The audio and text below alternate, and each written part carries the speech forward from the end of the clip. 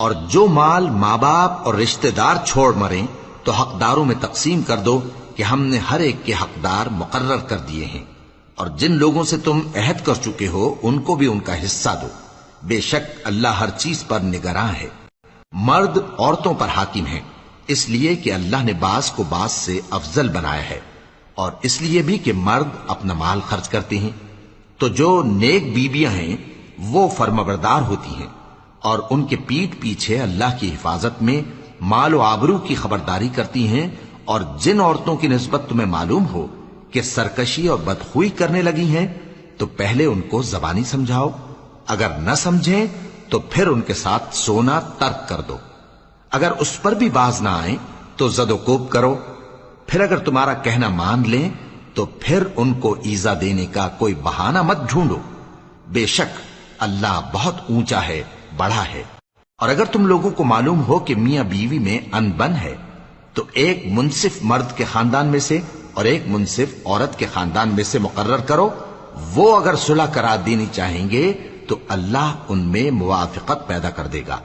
کچھ شک نہیں کہ اللہ سب کچھ جانتا ہے، سب باتوں سے خبردار ہے۔ اور اللہ ہی کی عبادت کرو اور اس کے ساتھ کسی چیز کو شریک نہ بناؤ، اور ماں باپ اور قرابت والوں اور یتیموں اور ناداروں اور رشتہ دار ہمسایوں اور اجنبی ہمسایوں اور پاس بیٹھنے والوں اور مسافروں اور جو لوگ تمہارے قبضے میں ہوں سب کے ساتھ حسن سلوک کرو، بے شک اللہ تکبر کرنے والے، بڑائی مارنے والے کو دوست نہیں رکھتا۔ جو خود بھی بخل کریں اور لوگوں کو بھی بخل سکھائیں، اور جو مال اللہ نے ان کو اپنے فضل سے عطا فرمایا ہے اسے چھپا چھپا کے رکھیں، اور ہم نے کافروں کے لیے ذلت کا عذاب تیار کر رکھا ہے۔ اور جو خرچ بھی کریں تو اللہ کے لیے نہیں بلکہ لوگوں کے دکھانے کو، اور ایمان نہ اللہ پر لائیں نہ روز آخر پر، اور جس کا ساتھی شیطان ہوا تو کچھ شک نہیں کہ وہ برا ساتھی ہے۔ اور اگر یہ لوگ اللہ پر اور روز قیامت پر ایمان لاتے اور جو کچھ اللہ نے ان کو دیا تھا اس میں سے خرچ کرتے تو ان پر کیا مصیبت آ پڑتی، اور اللہ ان کو خوب جانتا ہے۔ اللہ کسی کی ذرہ بر بھی حق تلفی نہیں کرتا، اور اگر کسی نے نیکی کی ہوگی تو اس کو کئی گنا کر دے گا اور اپنے ہاں سے اجر عظیم بخشے گا۔ بھلا اس دن کیا حال ہوگا جب ہم ہر امت میں سے احوال بتانے والے کو بلائیں گے اور تم کو اے نبی صلی اللہ علیہ وآلہ وسلم ان لوگوں کا حال بتانے کو بطور گواہ طلب کریں گے۔ اس روز کافر اور پیغمبر کے نافرمان آرزو کریں گے کہ کاش ان کو دھسا کر زمین برابر کر دی جاتی، اور وہ اللہ سے کوئی بات چھپا نہیں سکیں گے۔ مومنو، جب تم نشے کی حالت میں ہو تو جب تک ان الفاظ کو جو منہ سے کہو سمجھنے نہ لگو نماز کے پاس نہ جاؤ،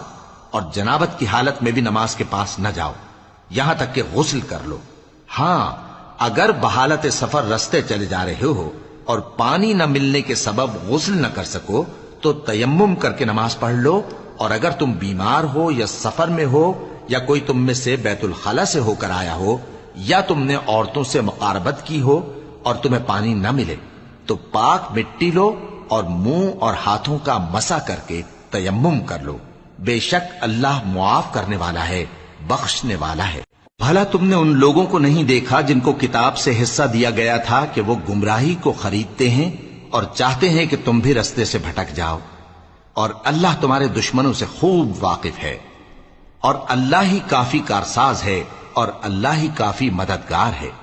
اور یہ جو یہودی ہیں ان میں کچھ لوگ ایسے بھی ہیں کہ کتاب اللہ کے کلمات کو ان کے مقامات سے ہٹا دیتی ہیں اور کہتے ہیں کہ ہم نے سن لیا اور نہیں مانا، اور کہتے ہیں سنو نہ سنوائے جاؤ، اور زبان کو مروڑ کر اور دین میں تان کی راہ سے تم سے گفتگو کے وقت راعینا کہتے ہیں، اور اگر یوں کہتے کہ ہم نے سن لیا اور مان لیا اور صرف اسمع اور راعینا کی جگہ انظرنا کہتے تو ان کے حق میں بہتر ہوتا اور بات بھی بہت درست ہوتی، لیکن اللہ نے ان کے کفر کے سبب ان پر لعنت کر رکھی ہے تو یہ کچھ تھوڑے ہی ایمان لاتے ہیں۔ اے کتاب والو، قبل اس کے کہ ہم کچھ چہروں کو مٹا دیں اور پھر ان کی پیٹھ کی طرف پھیر دیں یا ان پر اس طرح لعنت کریں جس طرح ہفتے والوں پر لعنت کی تھی، ہماری نازل فرمائی ہوئی کتاب پر جو تمہاری کتاب کی بھی تصدیق کرتی ہے ایمان لے آؤ، اور اللہ نے جو حکم فرمایا سو سمجھ لو کہ ہو چکا۔